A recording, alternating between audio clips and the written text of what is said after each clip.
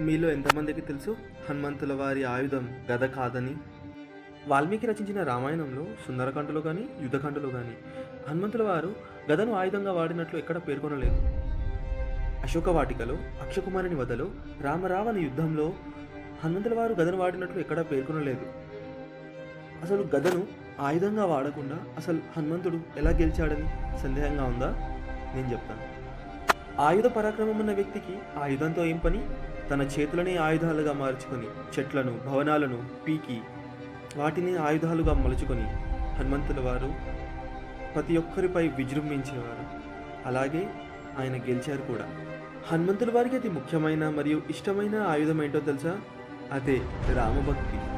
ఆ ఒక్కటి చాలు హనుమంతుల వారు ఎక్కడైనా ఎప్పుడైనా ఎలాగైనా ఉండగలరు.